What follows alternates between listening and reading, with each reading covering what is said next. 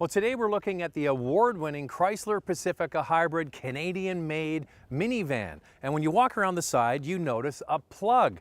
That's right, this is a plug-in hybrid, different than most conventional hybrids. Now, we have it plugged into the house with a 120-volt outlet. And when you plug it in, it takes about 14 hours to charge. Most people should opt for the level 2 charger with 240 volts and have it installed in their garage. This speeds up the charge dramatically. This vehicle with 240 volts will take just 2 hours. In Ontario, there's an incentive up to $1,000 to offset the cost of installation.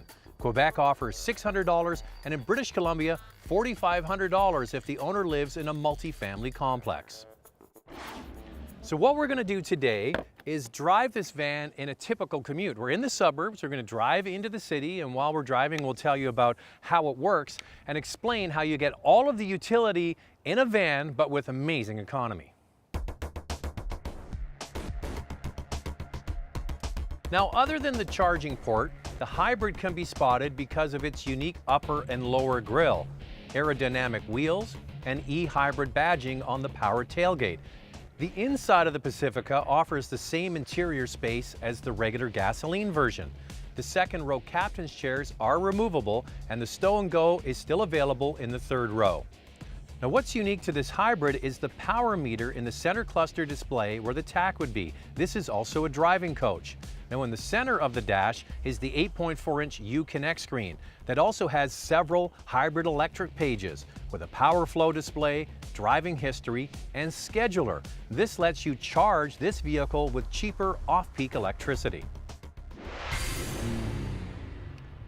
Okay, I want you to think about how much you drive on a typical commute. For most people, it's probably less than 50 kilometers a day. I know the national average is less than that. Now, some people will be more, and a lot of people will be quite a bit less. Now, if you had this Pacifica plug-in hybrid and you did a commute under 53 kilometers, you would use entirely electric power, which means you would use no gasoline. That would definitely save money at the pumps. Would also save the amount of emissions and CO2s going into the atmosphere. So now we're on the highway. We're heading from the suburbs into the city, and I'm going to head over here to the magic Hov Lane, which is another reason why this van is appealing. In British Columbia and Ontario, this van is eligible to drive in Hov lanes. In Quebec, you get free ferry travel on certain toll roads, and special lane access when marked. Now, as I mentioned, we're in the Hov lane. We're passing people on the right. We're cruising along using electricity. We have up to 53 kilometers of electric range, and the power is going to the front wheels through electric variable transmission. Now, this is a logical vehicle, meaning it has different modes that it can choose from. Pure electric, it can use gasoline and electric together, and it will do any of those depending on what is the most efficient at the time. So if you're doing hard acceleration, you need to pass a truck, the gasoline engine will come on and will help drive the front wheels along with the battery and the electric motor to give you the utmost power.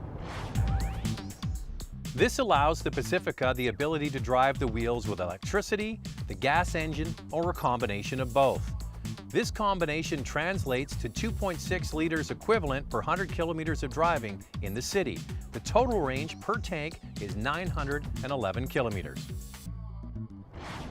Now, one of the features of hybrids and electric vehicles is what's called regenerative braking. Every time you lift off the throttle or you apply the brakes, you get the electric motor then turning into a generator and helping to charge the battery. Now, the V6 engine in this vehicle has also been optimized. It uses what's called the Atkinson cycle. It's a more efficient cycle that allows the engine to lean off how much fuel it uses, and the supplemented electrical power brings the combination together, both gasoline and electric motor, to 260 horsepower. So driving on the highway here, there have been a few times where the gasoline engine has come on, needed more power to pass. Electric motors are great at giving you that low-end torque, but on the highway, sometimes you need a little bit more horsepower.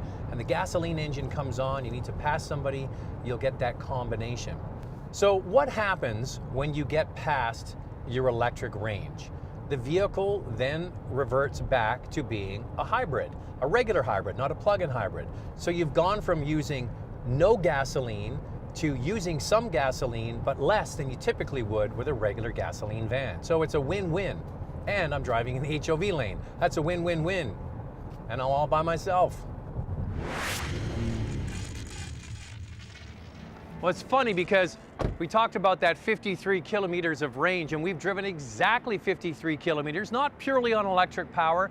4.4 kilometers of the entire trip used gasoline, but that's pretty incredible, very close to the posted numbers. Now, you've driven all the way from the suburbs into downtown, maybe for work or here at a market on the weekend. And if you have a public charging station, or maybe your workplace is progressive and has a charger, you can plug in your Pacifica hybrid. In 2 hours, it's fully charged and drive back almost entirely on electric power. So this Pacifica hybrid is $56,000 and it comes fully loaded. The good news is, with rebates, it brings the price down.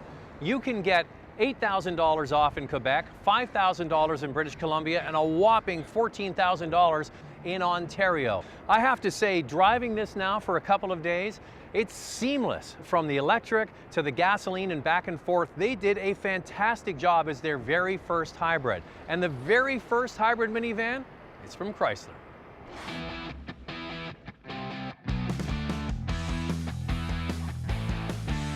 Looking for a family car? We have all the makes and models on our website at drivingtelevision.com.